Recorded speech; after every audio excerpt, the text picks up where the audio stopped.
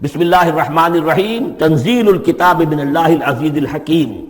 اگلی صورت شروع ہوگی تنزیل الکتاب من اللہ العزیز العلیم، صرف اتنا فرق ہوگا۔ یہ دونوں صورتیں جوڑے کی ہیں، آپس میں جوڑا ہے۔ حکیم اور علیم کا فرق ہے صرف۔ تنزیل الکتاب من اللہ العزیز الحکیم، تنزیل الکتاب من اللہ العزیز العلیم۔ اور یہاں حامیم نہیں ہے، وہاں سے حامیم شروع ہو جائے گا۔ جیسے سورۃ الفرقان بغیر حروف مقطعات کے ہے، باقی ساتوں صورتیں جو تھیں وہ ہم گن چکے ہیں، وہ حروف مقطعات سے۔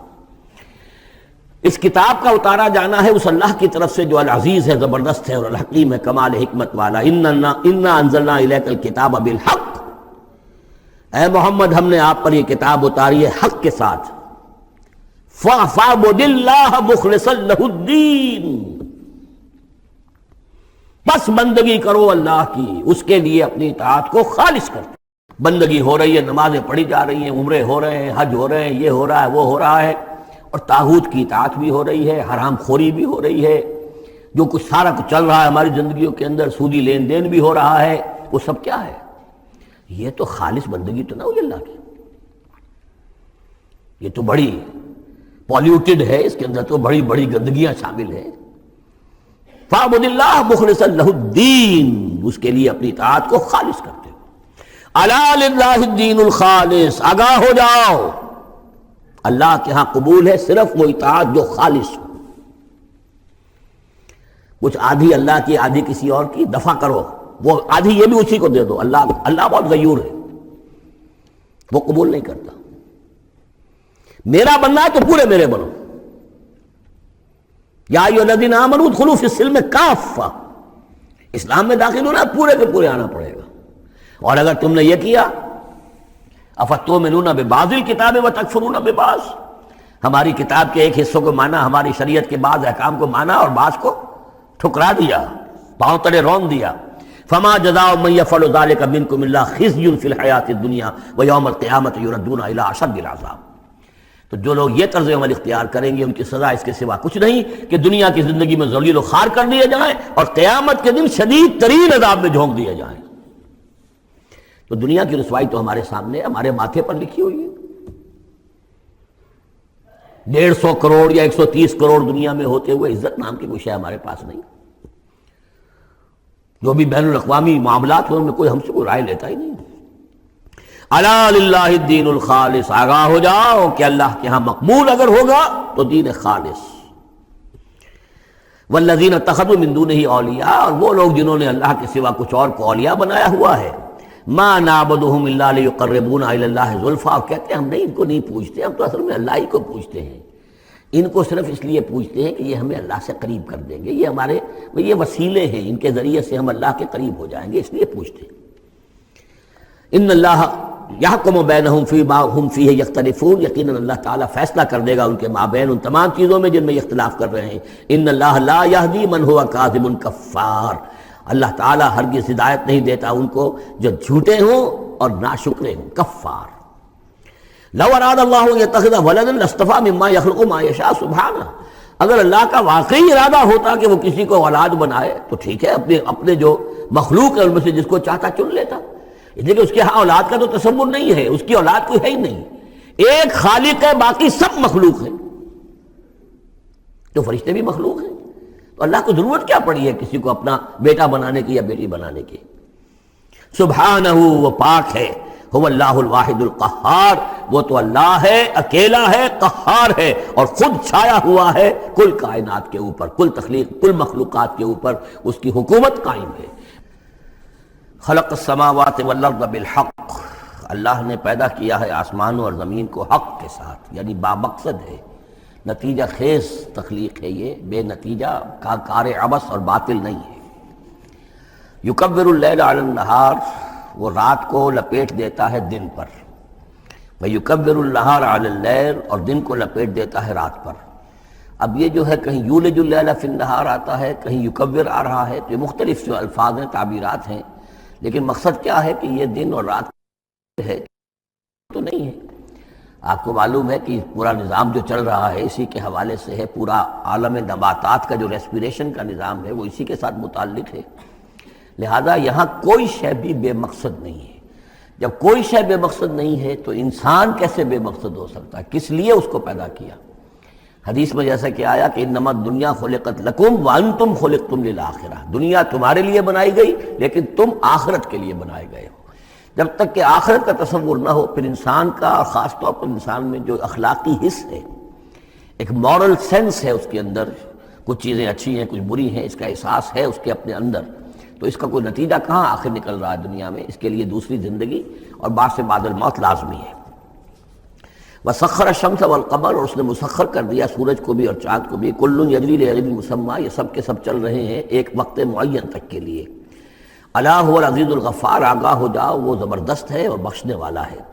خلقکم من نفس واحدۃ ثم جعل منها زوجها، اس نے بنایا ہے تمہیں ایک ہی جان سے، ایک ہی جی سے۔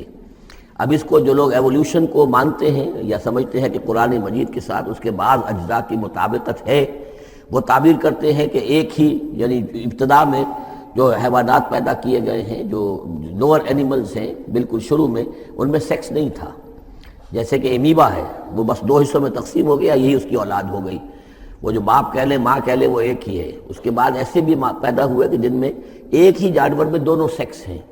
یہ جو راؤنڈ ورم ہوتا ہے، راؤنڈ ورم جو برسات میں جو نکل آتے ہیں بہت لمبے لمبے سے کیڑے، یہ ہرمافرڈائٹ ہیں، ان کے اندر میل اور فیمیل آرگنز دونوں ایک کے اندر موجود ہوتے ہیں۔ تو اس طریقے سے رفتہ رفتہ پھر ڈفرینسیشن ہوئی، میل علیحدہ ہو گیا، فیمیل علیحدہ ہو گئے۔ خلقکم من نفس واحدۃ ثم جعل منها زوجها، اسی جان سے اس کا جوڑا بنایا۔ وانزل لکم من الانعام ثمانیۃ ازواج، اور تمہارے لیے 8 جوڑے اتار دیے تمہارے مویشیوں میں سے۔ عام طور پر عرب میں جو مویشی موجود تھے ان میں سے اونٹ نر اور مادہ، گائے نر اور مادہ، اسی طریقے سے بھیڑ نر اور مادہ، اور بکری نر اور مادہ، یہ جو ہیں ان کے ہاں یہی مویشی تھے۔ ثمانیۃ ازواج یہ سورہ انعام میں بھی آ چکا ہے، وہ ہمیں یاد ہوگا۔ من الابل اثنین ومن البقر اثنین ومن المعز اثنین، یہ وہاں آ چکا ہے۔ یخلقکم فی بطون امہاتکم، اور وہ تمہیں پیدا کرتا ہے تمہاری ماؤں کے پیٹوں میں، خلقاً بعد خلق، ایک خلق کے بعد دوسری خلق، تخلیق کے بعد مراحل ہیں اس کے، نطفہ ہے، علقہ ہے، مضغہ ہے، مخلقہ غیر مخلقہ، پھر اس کو اور پھر خلقاً آخر، ایک اور ہی تخلیق ہے۔ اس پر میں عرض کر چکا ہوں کہ اس موضوع پر ضربہ سلام جو ہے قرآن مجید کا، وہ سورہ مومنون کا پہلا رکوع ہے۔ فی ظلمات ثلاث، یہ ذکر یہاں آیا ہے، 3 پردوں کے اندر تخلیق ہو رہی ہے۔ یعنی ایک پردہ یہ پیٹ کی دیوار ہے، جو مردوں کی بھی دیوار ہے، یہ پیٹ کی ایبڈومینل وال ہے۔ دوسرا پردہ پھر جو یوٹرس ہے، رحم ہے ماں کا، اس کی موٹی دیوار ہے۔ تیسری وہ جھلی ہے جس میں کہ وہ بچہ جو ہے جنین لپٹا ہوا ہوتا ہے۔ اب دیکھیے یہ بھی ظاہر بات ہے، اس وقت جو ہے جینیٹکس بھی نہیں پڑھائے گئے تھے، نہ یہ پڑھائی گئی تھی ایمبریولوجی، کچھ بھی نہیں تھا، لیکن فی ظلمات ثلاث، یہی وجہ ہے جو میں نے آپ کو بار بار بتایا ہے کہ کیتھل مور جو کہ ایمبریولوجی پر اس وقت دنیا کی سب سے بڑی اتھارٹی سمجھا جاتا ہے، اس نے مانا ہے کہ قرآن مجید میں جس طریقے سے یہ بیان ہوا ہے واقعتاً حیران کن ہے۔ تو 3 پردوں کے اندر اللہ جیسا چاہتا ہے بنا رہا ہے، اس کا منہ قلم تو اللہ ہی کا نا، شکل بنا رہا ہے اس کی جو بھی کر رہا ہے، اب ہم اس کو تشبیہ تو نہیں دے سکتے، لیکن اللہ بنا رہا ہے۔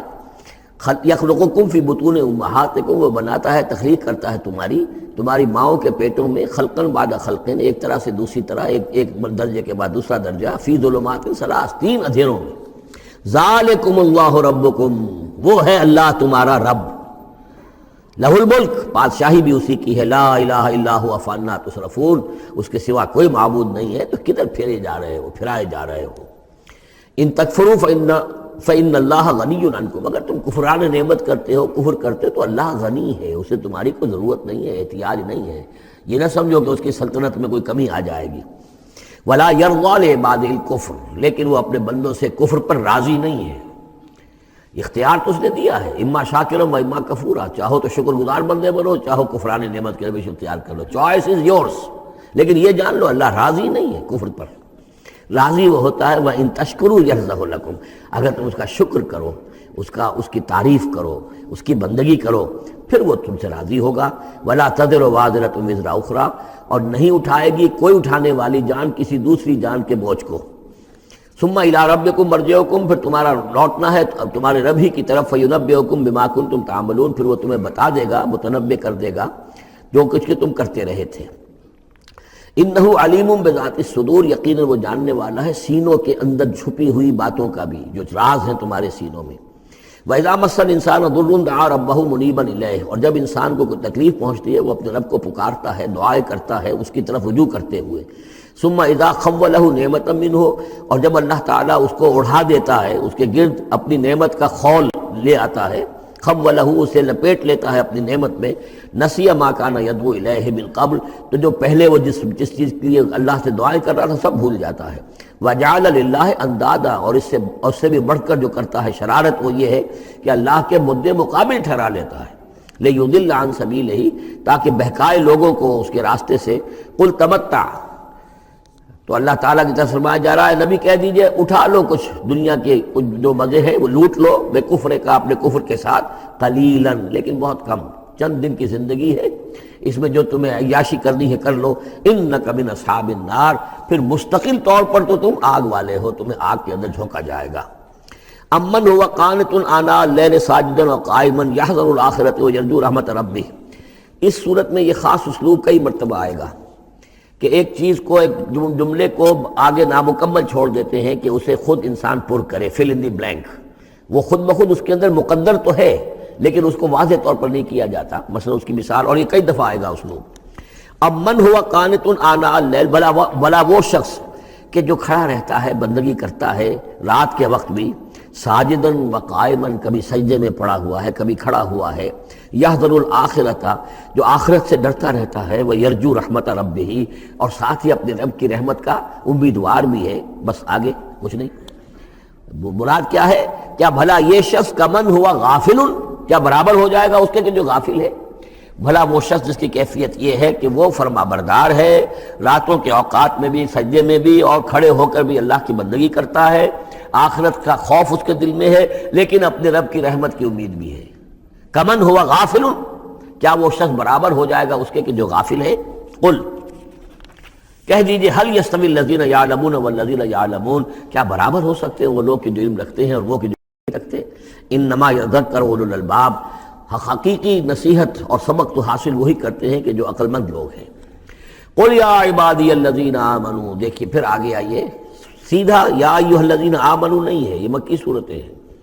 قل یا عبادی الذین آمنوا، کہہ دیجئے اے نبی، اے میرے وہ بندو جو مجھ پر ایمان لائے ہو، اتقوا ربکم، اپنے رب کا تقوی اختیار کرو، جن چیزوں سے اس نے روک دیا رک جاؤ، اور تمہارے اندر اس کی رضا جوئی رہنی چاہیے۔ للذین احسنوا فی ہذہ الدنیا حسنہ، جو لوگ نیکی کی راہ پر روش اختیار کریں گے، احسان کی روش اختیار کریں گے، ان کے لیے اس دنیا میں بھی بھلائی ہے۔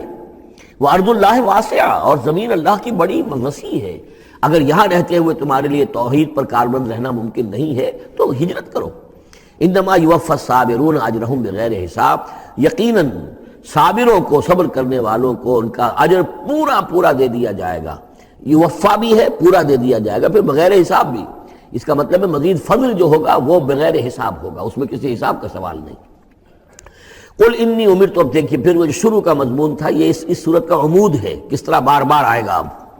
قل انی امرت ان اعبد اللہ مخلصا لہ الدین، کہہ دیجئے اے نبی مجھے حکم ہوا ہے کہ میں اللہ کی بندگی کروں، اس کے لیے اپنی اطاعت کو خالص کرتے ہیں۔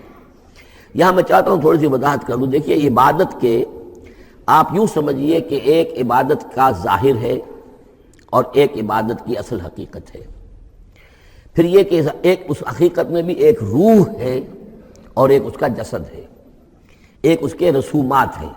رسم کہتے ہیں کسی شے کی ظاہری شکل۔ عبادت کی رسم جس کو مراسم عبادت کہتے ہیں، یہ مراسم عبودیت کیا ہیں؟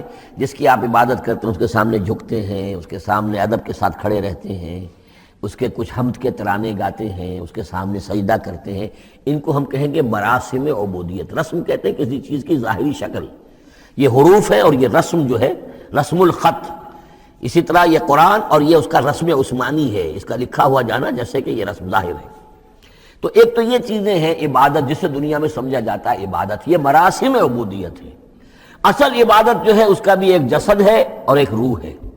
جسد کیا ہے؟ اطاعت، جس کی عبادت ہے کلی اطاعت، ہم اطاعت، ہم وقت اطاعت، غلامی، عبد کے معنی ہے غلام، چنانچہ یہ دو لفظ دو دفعہ ہم پڑھ چکے ہیں کہ فرعون نے کہا تھا بنی اسرائیل کے بارے میں قومہما لنا عابدون، یہ جو ہارون اور موسیٰ کی قوم ہے وہ تو ہماری غلام قوم ہے.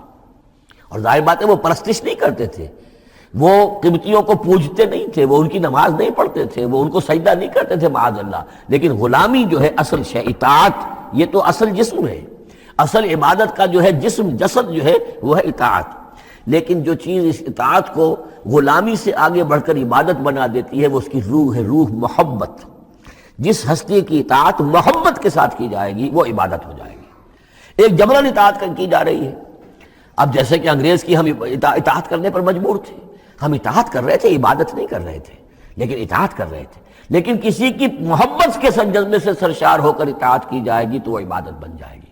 تو اللہ کی عبادت کے لیے جو بھی ڈیفینیشن اس کی امام ابن تیمیہ اور حافظ ابن قیم استاد اور شاگرد دونوں کی ہے وہ یہ ہے کہ اس کے دو اجزاء ہیں.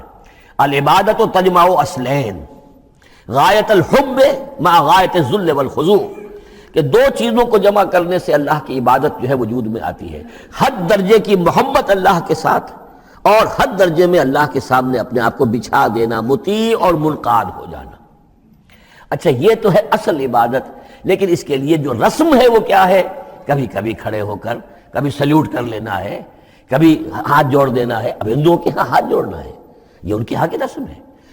قنوت ہے، ہمارے ہاں قنوت ہے، ادب کے ساتھ کھڑے ہونا ہے. کہیں جو جھک جانا ہے، رکوع کرنا ہے، کہیں سجدہ کرنا ہے. حمد کے ترانے جو ہے پڑھ رہے ہیں، تسبیح کر رہے ہیں، یہ اس کی مراسم عبودیت ہے. عبادت اصل کیا ہے؟ اطاعت کلی، اللہ کی محبت سے سرشار ہو کر. تو اس صورت کا جو عمود ہے وہ یہ ہے کہ اللہ کی عبادت کرو اس کے لیے اپنی اطاعت کو خالص کرتے ہوئے. اطاعت میں آپ نے کسی اور کو شامل کر دیا انڈیپینڈنٹ آف ہم، اللہ کی اطاعت سے آزاد مستقل بذات اطاعت، یہ شرک ہے. اور وہ اطاعت اللہ کو قبول نہیں. وہ منہ پر دے مارے گا یہ مجھے 25% اطاعت نہیں چاہیے آپ کی، آپ لیجئے اپنے سر پاس رکھیے، مجھے تو چاہیے 100%. ادخلوا فی السلم کافہ. اور ہم سمجھتے ہیں کہ ہم 5-10% بھی تنخواہ لیں گے اللہ تعالیٰ کو تب بھی ہمیں جنت کو دے ہی دے گا. یہی ہے اصل میں ہمارا جو سارے سوچ کا فطور ہے. یہ کل زندگی اور کل بندگی جو ہے اس کا تصور ذہنوں سے نکل چکا ہے. یہ تصور ہے جو اس صورت سے اب اس کی جڑ پڑ رہی ہے، اور یہ در حقیقت کلائمیکس کو پہنچے گا چوتھی صورت میں جا کر سورہ شورى میں. تو دیکھیے پھر آ گیا قل انی امرت ان اعبد اللہ مخلصا لہ الدین، کہہ دیجئے مجھے تو حکم ہوا کہ میں اللہ کی بندگی کروں اس کے لیے اپنی اطاعت کو خالص کرتے ہوئے. وامرت لان اکون اول المسلمین، اور مجھے حکم ہوا کہ سب سے پہلا مسلم، سب سے پہلا فرما بردار میں خود بنوں. یہ نہیں ہے کہ میں تمہیں فرما برداری کی دعوت دے رہا ہوں خود جو ہے میں اللہ کی نافرمانی کروں، یہ نہیں.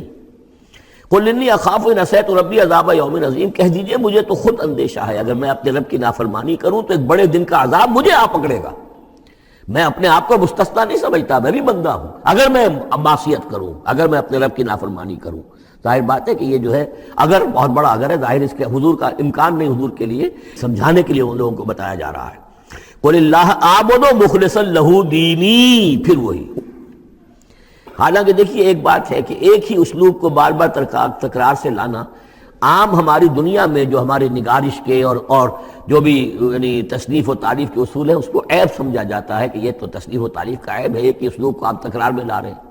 یہ تو کمال اللہ کا ہے فصاحت و بلاغت کا کہ وہ لا رہا ہے اس کو بار بار، اور پھر کوئی بھاری نہیں گزرتا بلکہ یہ کہ اس کے اندر اس کے اور حسن بڑھ رہا ہے. لیکن یہ کہ اس تکرار سے جو ایمفیسس ہے اس کو سمجھیے کہ یہ اسلوب بار بار کیوں آ رہا ہے. پہلی آیت یہ تھی تنزیل الکتاب من اللہ العزیز الحکیم انا انزلنا الیک الکتاب بالحق فاعبد اللہ مخلصا لہ الدین الا للہ الدین الخالص. اور اس کے بعد اب آپ نے یہاں دیکھا آیت نمبر 11 قل انی امرت ان اعبد اللہ مخلصا لہ الدین، اور پھر آیت نمبر 14 قل اللہ اعبد مخلصا لہ الدین، کہہ دیجئے میں تو اللہ ہی کی بندگی کرتا ہوں اس کے لیے اپنی اطاعت کو خالص کرتے ہوئے. فاعبدوا ما شئتم من دونہ، تو اس کے سوا تم جس کو چاہو پوجو، تمہاری مرضی ہے. قل ان الخاسرین الذین خسروا انفسهم، کہہ دیجئے کہ اصل میں تو گھاٹے میں اور نقصان میں اور بربادی میں تو وہی ہوں گے جنہوں نے اپنے آپ کو واہلیہم اور اپنے گھر والوں کو، اپنے اہل و عیال کو خسارے میں ڈالا یوم القیامہ، قیامت کے دن. یہاں تو حلوے مانڈے کھلائے، پراٹھے انڈوں کے ناشتے کرائے، لیکن جو جھونک رہے انہیں جہنم کے اندر، تو تم ان کے ساتھ خیر خائی کر رہے ہو یا بدخائی کر رہے ہو؟ خود بھی سارے سیدھے جا رہے ہو جہنم کے اندر اور لے کر جا رہے ہو اہل و عیال کو جہنم کے اندر حرام خوری کر کے. تو یہ ان کی محبت ہے یا ان کی دشمنی ہے؟ قل ان الخاسرین الذین خسروا انفسهم واہلیہم یوم القیامہ. قیامت کے دن جنہوں نے خسارے میں ڈال دیا اپنے آپ کو اور اپنے اہل عیال کو، جیسے کہ ہم آگے چل کر پڑھیں گے سورہ تحریم میں، یا ایھا الذین آمنوا قوا انفسکم واہلیکم نارا، اے ایمان والو بچاؤ اپنے آپ کو اور اپنے اہل و عیال کو آگ سے، جہنم کی آگ سے.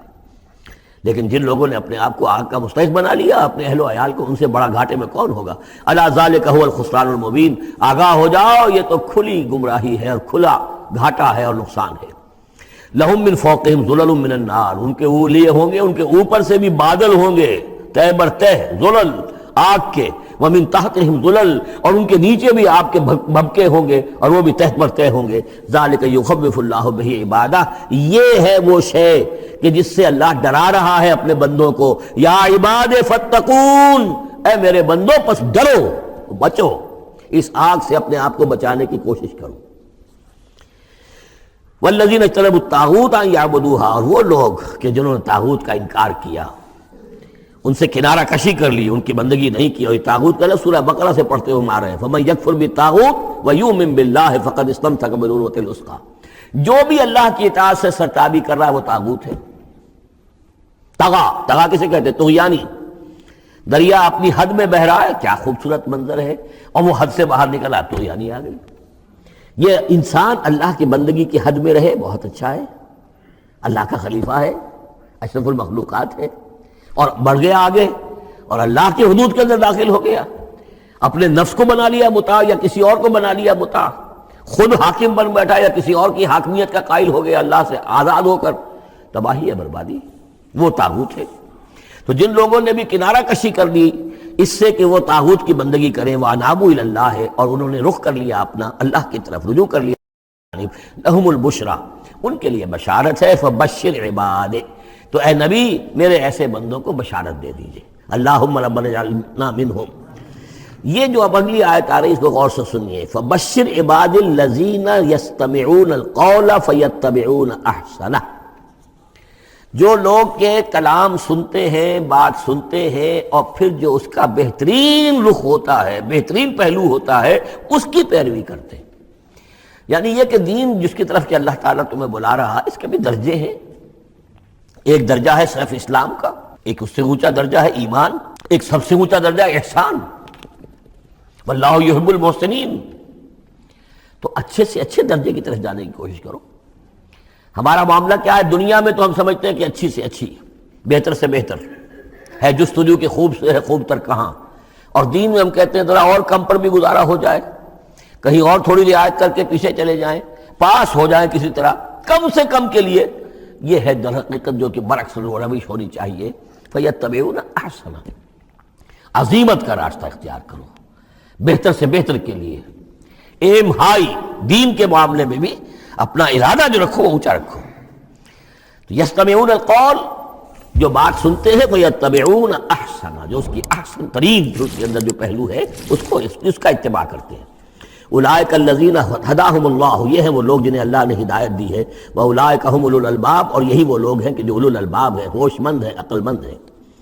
افمن حق علیہ کلمۃ العذاب، اور یہاں پھر وہی آ گیا، بھلا وہ شخص کہ جو مستحق ہو چکا ہے، جس پر لاگو ہو چکی ہے عذاب کی بات، یعنی جو مستحق ہو گیا عذاب کا، اس کے بعد کیا پھر چھوڑ دیا گیا. کمن ہوا فی الجنہ، کیا وہ برابر ہو جائے گا اس شخص کے کہ جو جنت میں جانے والا ہے؟ یہ گویا کہ یہاں پر محذوف ہے. افانت تلقظ من فی النار، تو اے نبی کیا آپ اس کو نکال سکیں گے آگ سے؟ اس کے اوپر تو اللہ کی طرف سے وہ قانون عائد ہو گیا، دفعہ لگ چکی. جیسے آپ کہتے ہیں اس پر تو دفعہ 302 لگ گئی، تو جن لوگوں پر وہ دفعہ لگ چکی ہے اللہ تعالیٰ کی طرف سے کہ یہ لوگ اس مقام کو پہنچ گئے، پوائنٹ آف نو ریٹرن کو، کہ اب ان کے دلوں پر مہر کر دی گئی، اب یہ ایمان نہیں لائیں گے، تو ان کو اے نبی آپ ان کو اب آگ سے نکال نہیں سکتے.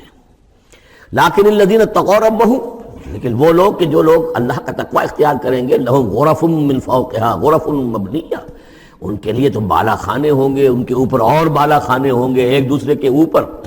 اللہ تعالیٰ جنت کے اسکائی اسکریپرز دے گا، جیسے کہ آج آپ دیکھتے ہیں 102 منزلیں اور 110 منزلیں چلی جا رہی ہیں. تو غرف من فوقہا غرف، بالا خانے اور بالا خانوں پر بالا خانے، مبنیہ جو چنے ہوئے ہوں گے ایک دوسرے کے اوپر، تجری من تحت الانہار، ان کے دامن میں ندیاں بہتی ہوں گی۔ وعد اللہ، یہ اللہ کا وعدہ ہے جو ہو چکا، لا یخلف اللہ المیعاد، اللہ تعالیٰ اپنے وعدے کی خلاف ورزی نہیں کرتا۔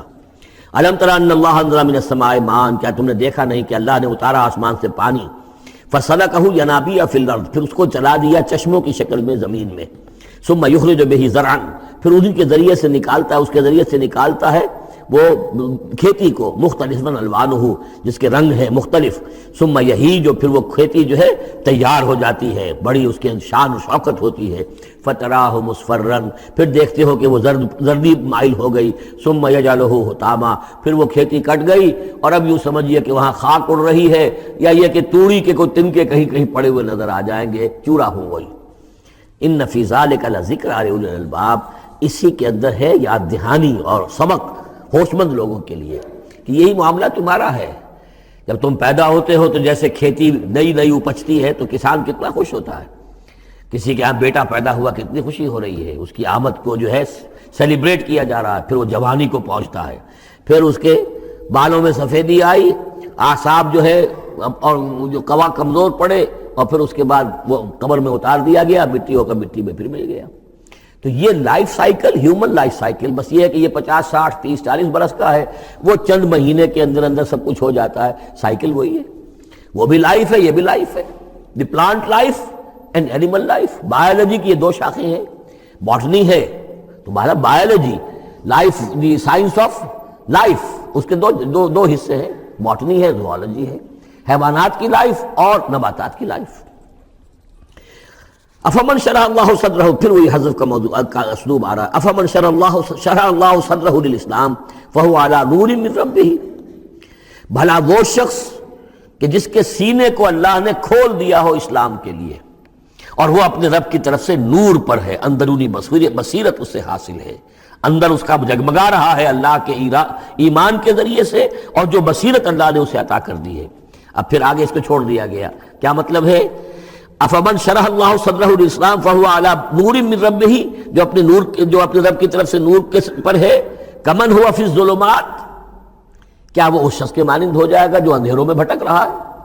لیکن نہیں، اس کو یہاں درج نہیں کیا۔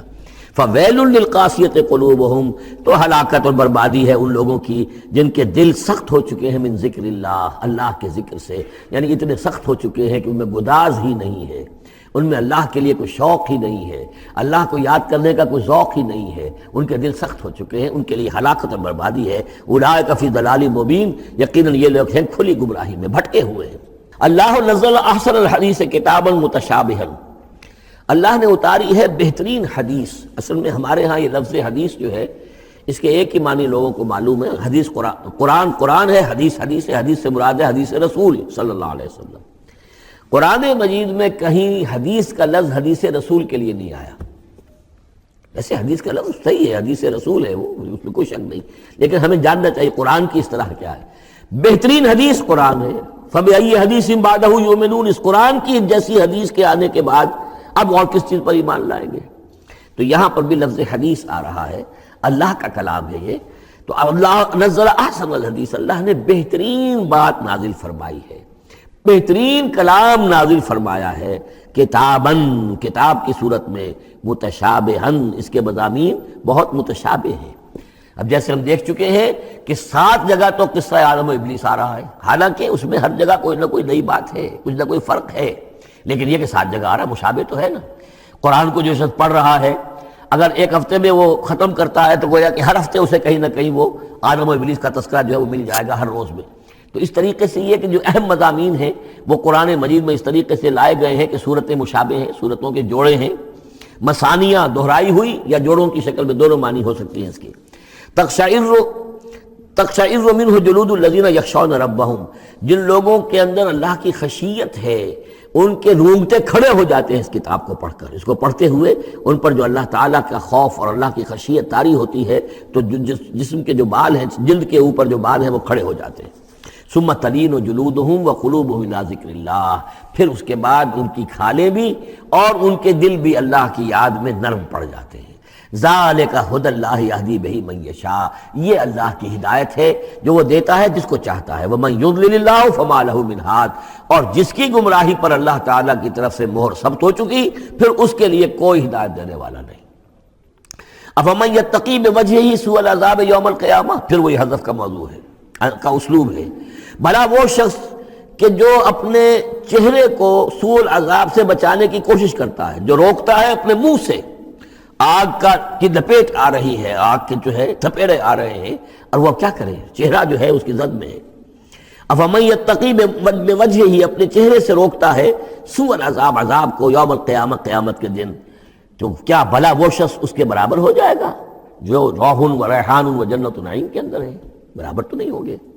بھلا وہ شخص کہ جو روکتا ہے اپنے منہ پر برا عذاب یوم القیامہ، قیامت کے دن، وقیل للظالمین ذوقوا ما کنتم تکسبون، اور کہہ دیا جائے گا ان سے، ظالموں سے، چکھو مزہ جو کچھ کمائی تم کرتے رہے تھے، یہ تمہارے وہی اعمال ہیں کہ جنہوں نے اس آگ کی شکل اختیار کی ہے۔ کذب الذین من قبلہم، اے نبی جھٹلایا انہوں نے بھی جو ان سے پہلے تھے، فَأَتَاهُمُ الْعَذَابُ مِنْ حَيْثُ لَا يَشْعُرُونَ، تو ان پر آ دھمکا عذاب وہاں سے جہاں سے انہیں گمان تک نہیں تھا۔ فَأَذَاقَهُمُ اللَّهُ الْخِزْيَ فِي الْحَيَاةِ الدُّنْيَا، تو اللہ تعالیٰ نے دنیا کی زندگی میں انہیں رسوائی کا مزہ چکھا دیا۔ وَلَعَذَابُ الْآخِرَةِ أَكْبَرُ، آخرت کا عذاب بہت بڑا ہے۔ لَوْ كَانُوا يَعْلَمُونَ، کاش کہ انہیں معلوم ہوتا ہے۔ وَلَقَدْ ضَرَبْنَا لِلنَّاسِ فِي هَذَا الْقُرْآنِ مِنْ كُلِّ مَثَلٍ، اور ہم نے تو انسانوں کے لیے اس قرآن میں تمام مثالیں بیان کر دی ہیں، ہر طریقے سے بات کو کھول دیا ہے، کتنے ہی اسلوب ہم نے اختیار کر لیے ہیں، کتنی ہی ترتیب سے بات بتا دی ہے، لعلہم یتذکرون، شاید کہ وہ دھیان کریں، تاکہ وہ کریں، سبق حاصل کریں۔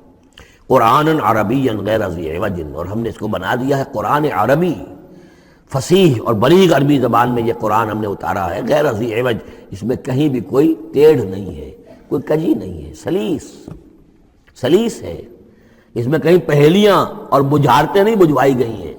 اس میں جو ہے بعض اوقات ہوتے ہیں کچھ لوگ جو ہے اپنے علم کا دھونس جمانے کے لیے ثقیل الفاظ استعمال کریں گے خاص طور پر، تو وہ نہیں، اللہ تعالیٰ تو بڑی سلیس زبان کے اندر، وَلَقَدْ يَسَّرْنَا الْقُرْآنَ لِلذِّكْرِ فَهَلْ مِن مُدَّكِرٍ، ہم نے تو آسان بنایا قرآن کو ذکر کے لیے، تو ہے کوئی جو اس سے ذکر حاصل کرے۔ قرآن عربی غیر ذی عوج لعلہم یتقون، شاید کہ وہ تقوی کی روش اختیار کریں۔ ضرب اللہ مثلا رجلا فیہ متشاکسون ورجلا سلما لرجل هل یستویان مثلا الحمد للہ بل اکثرهم لا یعلمون۔ اب یہ توحید عملی کے لیے ایک تمثیل دی جا رہی ہے۔ اللہ نے ایک مثال بیان فرمائی ہے ایک شخص کی، ایک ایسا غلام ہے جس کے کئی آقا ہیں، چار آدمیوں نے مل کر خرید لیا ایک غلام، اب وہ غلام چار کا غلام ہے، چار اس کے آقا ہیں۔ اب آپ اندازہ کیجئے کہ اس کی جان کس مصیبت میں آئے گی۔ ایک آقا کچھ کہہ رہا ہے، دوسرا کچھ کہہ رہا ہے، ایک باس جو ہے وہ کچھ کہہ رہا ہے، دوسرا باس کچھ اور کہہ رہا ہے۔ یہ جو ایڈمنسٹریشن کا اور مینجمنٹ کے جو اصول ہیں، تو اس میں جو سیدھی لائن جب تک نہ ہو اس سے تو سارا فساد بن جاتا ہے۔ اب وہ جو بیچارہ غلام ہے جسے چار آقاؤں کو خوش کرنا ہے، اس کی تو جان ہر وظیف کے اندر ہے۔ وَرَجُلًا سَلَمًا لِرَجُلٍ، اور ایک شخص ہے جو پورا کا پورا ایک شخص کا غلام ہے۔ تو ایک آقا کو راضی کر لینا، اس کی خدمت کرنا، اس کو مطمئن کرنا کتنا آسان ہے، جبکہ ایک سے زائد آقاؤں کو مطمئن کرنا اور خوش رکھنا اور ان کی خدمت کا حق ادا کرنا بہت مشکل ہے۔ یہی شرک اور توحید کا معاملہ ہے۔ ایک اللہ کے بندے بن جاؤ، اسی میں سکون ہے، اسی میں اطمینان ہے، اسی میں چین ہے، ذہنی سکون اور قلبی اطمینان بھی اسی میں ہے، روحانی سکون بھی اسی میں ہے۔ اور جب تم یہ کہ یہ شرک اور بہت سے دیوی اور بہت سے دیوتا، تو ہر وقت جو ہے وہ جان کانپتی رہے گی کہ ایک دیوی راضی ہو رہی تو دوسری ناراض ہو رہی ہے، اور ایک دیوتا جو ہے اس کی کوئی ڈنڈوت کی ہے تو دوسرا ناراض ہوگا کہ میرے ہاں کوئی چڑھاوا نہیں چڑھایا، تو یہ تو ان کی جان تو ہر وقت جو ہے مصیبت کے اندر رہے گی۔ ضرب اللہ مثلا رجلا فیہ شرکاء متشاکسون، اور وہ شریک جو ہے اس کے آقا وہ زندی بھی ہیں، ایک دوسرے کے ساتھ اراد رکھنے والے بھی ہیں، تو اس کا کیا حال ہوگا اس غلام کا جو ان چار آقاؤں کا غلام ہے۔ وَرَجُلًا سَلَمًا لِرَجُلٍ، اور ایک جو غلام وہ ہے، ایک شخص وہ ہے کہ جو ایک ہی آدمی کا غلام ہے۔ هل يستویان مثلا، کیا یہ برابر ہو سکتے ہیں مثال میں؟ الحمدللہ، کل تعریف اللہ کے لیے، یعنی یہ کہ صاف بات ہو گئی کہ توحید ہی صحیح راستہ ہے۔ بل اکثرهم لا يعلمون، لیکن یہ کہ ان کی اکثریت علم نہیں رکھتی۔ اِنَّكَ مَيِّتٌ وَإِنَّهُمْ مَيِّتُونَ، اے نبی آپ کو بھی وفات پانا ہے، موت آپ پر بھی وارد ہوگی اور یہ سب بھی مریں گے۔ ثم انکم یوم القیامت عند ربکم تختصمون، پھر تم اپنے رب کے پاس قیامت کے دن آپس میں جھگڑو گے۔ کیا جھگڑو گے؟ حضور کہیں گے کہ میں نے تو یہ ان کو بتا دیا تھا سارا کچھ، اللہ جو تو نے بھیجا تھا میں نے پہنچا دیا تھا۔ ان میں سے ہو سکتا ہے کچھ کھڑے ہو کر یہ پلی لے کہ نہیں مجھ تک بات نہیں پہنچی تھی، یہ جھگڑا ہوگا پھر، کیونکہ اللہ تعالیٰ نے تو بھیجا محمد رسول اللہ صلی اللہ علیہ وسلم کو، اور جواب دہی ان سے بھی ہوگی۔ سورہ اعراف کی آیت نمبر 6 بڑے اہم آیات میں سے ہے وہ قرآن مجید کے، فَلَنَسْأَلَنَّ الَّذِينَ أُرْسِلَ إِلَيْهِمْ وَلَنَسْأَلَنَّ الْمُرْسَلِينَ، ہم ان سے بھی پوچھیں گے جن کے طرف رسولوں کو بھیجا، اور ان سے بھی پوچھیں گے جنہیں رسول بنا کر بھیجا۔ تم نے ہمارا پیغام پہنچا دیا تھا؟ جی ہم نے پہنچا دیا تھا۔ اسی لیے حضور نے گواہی دینی تھی حجۃ الوداع میں، الا هل بلغت، لوگوں میں نے پہنچا دیا کہ نہیں؟ اور پورے مجمع نے کہا انا نشہد انک قد بلغت وادیت ونصحت، ہاں حضور ہم گواہ ہیں، آپ نے حق تبلیغ ادا کر دیا، حق خیر خواہی ادا کر دیا، اور آپ نے حق امانت ادا کر دیا۔ پھر آپ نے اللہ کی سے خطاب کرتے ہوئے آسمان سے بھی اشارہ کیا، انگلی سے اشارہ کیا آسمان کی طرف، اللہم اشہد، اللہم اشہد، اللہ تو بھی گواہ ہے، یہ مان رہے ہیں کہ میں نے پہنچا دیا۔ پھر آپ نے فرمایا فَلْيُبَلِّغِ الشَّاهِدُ الْغَائِبَ، اب میں نے تو تمہیں پہنچا دیا ہے، تمہارا فرض ہے کہ تم پہنچاؤ ان کو جو یہاں موجود نہیں ہے۔ یہ ہے سلسلہ جو شروع کیا ہے، یہ گویا کہ جو میں نے کل بتایا تھا رسول و رسول اللہ ہے، اب گویا کہ پوری امت جو ہے وہ اللہ کے رسول کی رسول ہے۔ اللہ کے رسول نے باقی پوری نوع انسانی کے لیے اپنی امت کو یہ کام سونپ دیا ہے کہ جیسے میں نے تمہیں پہنچایا تھا تمہیں پہنچانا ہے پوری نوع انسانی کو۔ تو پوری امت گویا کہ رسول و رسول اللہ ہے، اللہ کے رسول کی رسول، کہ اللہ نے بھیجا محمد کو، اور محمد نے وہ ذمہ داری ان کے اپنے کندھے سے ان کے کندھوں پر منتقل کر دی۔ یہ ہے صورتحال جس کو 2 جگہ قرآن میں کہا گیا، سورہ حج میں بھی ہم پڑھ چکے، هو اجتباکم وما جعل علیکم فی الدین من حرج الی قولہ تعالی لیکون الرسول شہیدا علیکم وتکونوا شہداء علی الناس۔ اور ادھر سورہ بقرہ کے اندر کہہ دیا گیا ہجرت کے ادھر ہجرت کے ادھر، یہ دونوں صورتیں، ہجرت سے متصلا قبل حج اور ہجرت کے متصلا بعد البقرہ۔ اور ادھر کیا آ گیا وَكَذَلِكَ جَعَلْنَاكُمْ أُمَّةً وَسَطًا لِتَكُونُوا شُهَدَاءَ عَلَى النَّاسِ وَيَكُونَ الرَّسُولُ عَلَيْكُمْ شَهِيدًا، صرف ترتیب بدلی ہے۔ فَمَنْ أَظْلَمُ مِمَّنْ كَذَبَ عَلَى اللَّهِ وَكَذَّبَ بِالصِّدْقِ إِذْ جَاءَهُ، اس شخص سے بڑھ کر ظالم کون ہوگا جو اللہ پر جھوٹ باندھے، جھوٹ کہے، اسے کوئی وحی نہ آئی ہو اور وہ کہے کہ مجھ پر وحی آئی ہے۔ وَكَذَّبَ بِالصِّدْقِ، یا اور یہ این اور یہ دونوں جمع کیجیے گا، وہ بعد میں بتاؤں گا۔ وَكَذَّبَ بِالصِّدْقِ، اور جھٹلائے سچی بات کو جب کہ اس کے پاس آ گئی۔ یہ دونوں ایک شخص کے کردار بھی ہو سکتا ہے کہ وہ اللہ پر جھوٹ تہمت جو ہے جڑ رہا ہے، اور خود جو ہے جو اللہ کی طرف سے حق آیا ہے اس کی نفی کر رہا ہے، تردید کر رہا ہے۔ اور یہ 2 اشخاص بھی ہو سکتے ہیں کہ ایک تو وہ سب سے بڑھ کر ظالم ہے کہ جس کو وحی نہ آئی ہو اور وہ کہے کہ وحی آئی ہے، اس نے کوئی بات اپنے جی سے گھڑ کر اللہ کی طرف منسوب کر دی، تو یہ کہ اس سے بڑھ کر ظالم کوئی نہیں ہو سکتا۔ تو اسی طرح اسی درجے کا ظالم وہ ہے کہ جس کے پاس اللہ کا کلام آ جائے، صدق آ جائے، سچائی آ جائے اور اس کو جھٹلا دے۔ الیس فی جہنم مثوی للکافرین، تو کیا جہنم ہی میں ٹھکانہ نہیں ہے ایسے کافروں کا؟ اب اس کے برعکس دیکھیے والذی جاء بالصدق وصدق بہ، یہاں بھی یہ دونوں احتمالات ہیں، اور وہ شخص کے جو لایا سچائی، اور وہ شخص کے جس نے سچائی کی تصدیق کی۔ یہ بھی ایک ہی شخص بھی ہو سکتا ہے کہ کسی شخص کے کردار میں دونوں پہلو ہیں، وہ راست باز ہے، خود بھی اس کا سارا معاملہ راستی پر ہے، اور پھر یہ کہ جو راستی جو حق اس کے سامنے پیش کیا جائے فوراً قبول بھی کرتا ہے، تصدیق بھی کرتا ہے۔ لیکن یہ کہ عام طور پر خیال یہ ہے کہ والذی جاء بالصدق سے مراد یہاں محمد رسول اللہ صلی اللہ علیہ وسلم جو لائے ہیں سچائی اللہ کی جانب سے، اور وصدق بہ سے مراد حضرت ابوبکر ہیں رضی اللہ تعالی عنہ جنہوں نے اس سچائی کی تصدیق کی ہے۔ وجاء بالصدق وصدق بہ اولئک هم المتقون، یہی لوگ ہیں جو کہ متقی ہیں۔ لہم ما یشاؤون عند ربہم، ان کے لیے جو کچھ یہ چاہیں گے ان کے رب کے پاس وہ ان کو دے دیا جائے گا، فراہم کر دیا جائے گا۔ ذالک جزاء المحسنین، یہی ہے نیکوکاروں کا بدلہ۔ لیکفر اللہ عنہم اسوأ الذی عملوا ویجزیہم اجرہم باحسن الذی کانوا یعملون، تاکہ اللہ تعالیٰ ان کے وہ اعمال جو برے ہیں وہ تو ان سے دور کر دے۔ یعنی ظاہر بات ہے کہ انبیاء تو خیر معصوم ہیں، ان سے تو کسی غلط بات کا جو ہے اگر کوئی امکان پیدا ہوتا بھی ہے بنائے طب بشری تو اللہ تعالیٰ محفوظ کر لیتا ہے اور اس کا صدور نہیں ہونے پاتا۔ باقی تو ہر شخص سے خطا ہو سکتی ہے، غلطی ہو سکتی ہے۔ تو اللہ تعالیٰ جو ہے ان کے جو برے اعمال ہوں گے انہیں تو دور کر ہٹا دے گا، نامہ اعمال سے دھو دے گا۔ کوئی لغزش ہے، کسی وقت کوئی خطا ہو گئی ہے، کوئی ایسی شے ہے کہ جو ان کے ہاں ناپسندیدہ ہے، ان کے کردار میں ہے، اللہ اسے دور کر دے گا، دھو دے گا۔ وَيَجْزِيَهُمْ أَجْرَهُمْ بِأَحْسَنِ الَّذِي كَانُوا يَعْمَلُونَ، اور ان کا جو جزا ان کی معین کرے گا وہ ان کے بہترین اعمال کے حساب سے کرے گا۔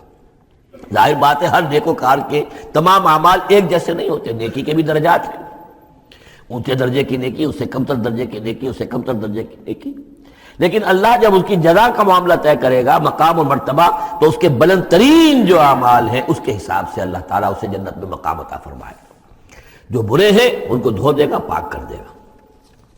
والذی جاء بالصدق وصدق به اولئک هم المتقون لهم ما یشاءون عند ربهم ذلك جزاء المحسنین لیکفر اللہ عنهم اسوأ الذی عملوا ویجزیهم اجرهم باحسن الذی كانوا یعملون الیس اللہ بکاف عبدہ، کیا اللہ کافی نہیں اپنے بندے کے لیے، اپنے بندے کی مدد کے لیے، اپنے بندے کی حفاظت کے لیے؟ یہ سوالیہ نشان ہے حقیقت میں، یہ اس پر زور دینے کے لیے اللہ کافی ہے۔ اے نبی آپ اور اے مسلمانوں تم مطمئن رہو، تمہاری حفاظت، تمہاری مدد اس کے لیے اللہ کافی ہے۔ وَيُخَوِّفُونَكَ بِالَّذِينَ مِن دُونِهِ، اور یہ تمہیں ڈراتے ہیں اے نبی، یہ تو آپ کو بھی ڈراتے ہیں ان سے کہ جو اس کے علاوہ ہے، اللہ کے علاوہ ہمارے معبودوں کی کوئی پھٹکار پڑے گی تم پر، جیسے کہ حضرت ابراہیم علیہ السلام کو ڈرایا تھا، سورہ انعام کے اندر ہم پڑھ آئے ہیں کہ تم نے سارے معبودوں کی نفی کر دی، اب ذرا انتظار کرو، اب تم پر جو بیتے گی اور ان کی پھٹکار پڑے گی تم پر، ان کی طرف سے تم پر پکڑ آئے گی۔ انہوں نے کہا تم مجھے کس سے ڈراتے ہو؟ بدبختو ڈرنا تمہیں چاہیے، تم اللہ کے ساتھ شریک کرتے ہو، مجھے تو کوئی ڈر نہیں ہے۔ اسی طریقے سے کہا کہ یہ ڈرا رہے اے نبی آپ کو بالذین من دونہ، ان کے بارے میں ان سے ڈرا رہے ہیں کہ جو اللہ کے سوا انہوں نے معبود بنا رکھے۔ وَمَن يُضْلِلِ اللَّهُ فَمَا لَهُ مِنْ هَادٍ، اور جس کو اللہ تعالیٰ گمراہ کر دے، جس کی گمراہی کے اوپر مہر لگا دے، پھر اس کے لیے کوئی ہدایت دینے والا نہیں۔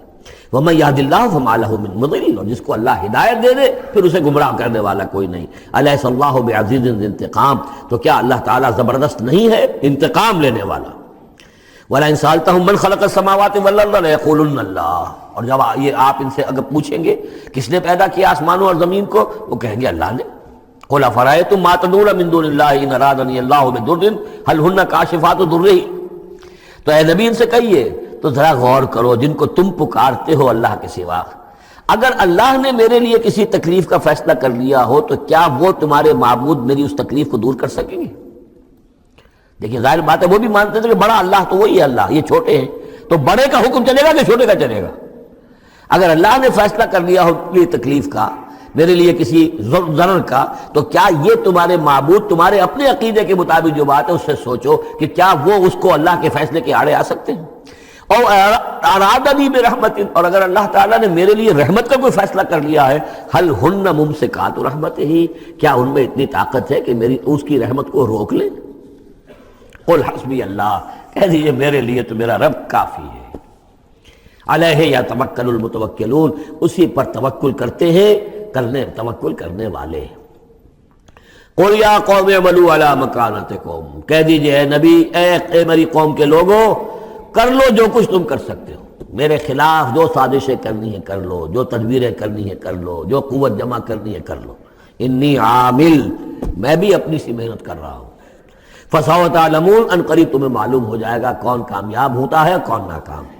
من یاتی ہے عذاب یخزی ہے، کس پر آتا ہے وہ عذاب جو اسے رسوا کر دے، ویحل علیہ عذاب مقیم، اور اس کے اوپر عذاب وہ نازل ہو جائے کہ جو ہمیشہ رہنے والا ہو۔ انا انزلنا علیک الکتاب للناس بالحق، اے نبی، اے محمد صلی اللہ علیہ وسلم، ہم نے آپ پر یہ کتاب نازل کر دی ہے لوگوں کے لیے حق کے ساتھ۔ فمن اہتدی فلنفسہ، تو جو کوئی ہدایت کے راستہ اختیار کرتا ہے وہ اپنے بھلے کے لیے، ومن ضل فانما یضل علیہا، اور جو گمراہی اختیار کرتا ہے تو اس کا سارا وبال اسی کے اوپر آئے گا۔ وما انت علیہم بوکیل، اور آپ کو ان کے ٹھیکیدار نہیں ہے، ذمہ دار نہیں ہے، مسئول نہیں ہے، آپ کے جو ہے آپ سے ان کے بارے میں پوچھا نہیں جائے گا، باس پرس نہیں ہوگی، آپ سے تو پوچھا جائے گا آپ نے پیغام پہنچا دیا تھا یا نہیں، بس اس کے بعد آپ کا فرض ختم ہوا۔ اللہ یتوفی الانفس حین موتها والتی لم تمت فی منامها. اس آیت کو بھی پھر نوٹ کر لیجئے، قادیانیوں نے جو بھی فساد ذہنوں میں پیدا کیا ہوا ہے، یہ میں سورہ آل عمران سے لے کے مسلسل اس کو واضح کر رہا ہوں کہ یہ توفی جو ہے، توفا یا توفا باب تفاعل، پورا پورا لے لینا، قبض کر لینا، قبضے میں لے لینا. اللہ یتوفی الانفس حین موتها، اللہ تعالیٰ قبض کر لیتا ہے جانوں کو اور شعور کو جبکہ اس کی موت کا وقت ہوتا ہے. والتی لم تمت فی منامها، جن کے موت کا وقت نہیں ہے تو نیند میں قبض کر لے. نیند میں شعور چلا گیا، جان موجود ہے. موت جب ہوتی ہے شعور بھی گیا، جان بھی گئی، جسم یہاں ہے. اور حضرت مسیح کو لیا گیا، شعور بھی، جان بھی، جسم بھی. تو گویا کہ توفی جو ہے بتمام و کمال جو ہوئی ہے وہ حضرت مسیح کی ہوئی ہے علیہ الصلوۃ والسلام. باقی یہ گویا کہ استعارت ہے توفی. نیند میں بھی ہمارا شعور چلا گیا، اور اصل شے تو شعور ہی ہے انسان کے. اگر شعور ہی نہیں ہے تو پھر کیا ہے اس کے اندر؟ وہ اللہ نے اس وقت اس سے لے لیا ہے، چھین لیا ہے، اللہ تعالیٰ نے سلب کر لیا ہے، قبض کر لیا ہے. تو گویا کہ یہ لفظ جو اطلاق ہو رہا ہے اس کا نیند پر بھی ہو رہا ہے.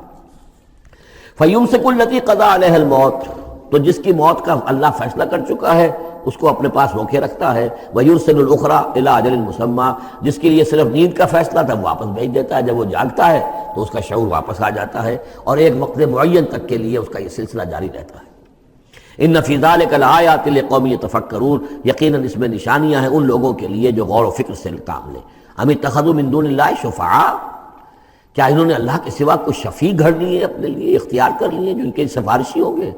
قل اولو کانوا لا یملکون شیئا، ان سے کہیے کہ بھلا اگر انہیں کوئی اختیار ہی نہ ہو سرے سے، ولا یعقلون، اور انہیں کوئی نہ اس کی سمجھ ہو.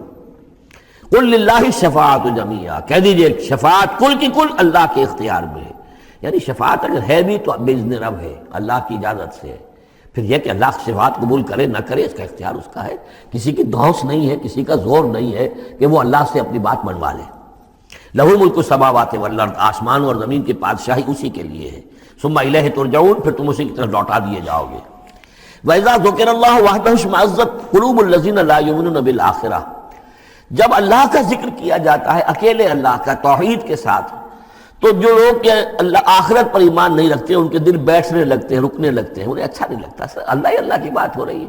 اسی طرح اگر کسی تقریر میں، کسی وعظ میں ساری گفتگو جو ہو رہی ہو توحید کی ہو رہی ہو تو لوگ گھبرا جائیں گے کہ یہ کوئی اولیاء اللہ کی بات ہو، کوئی قصے کہانیاں ہوں، کوئی کرامات ان کی بیان کی جائے، کوئی نبی کی شان بیان کی جائے، تو اس پر تو یہ کہ ان کے جو ہے دل کھلتے ہیں اور خوش رہتے ہیں.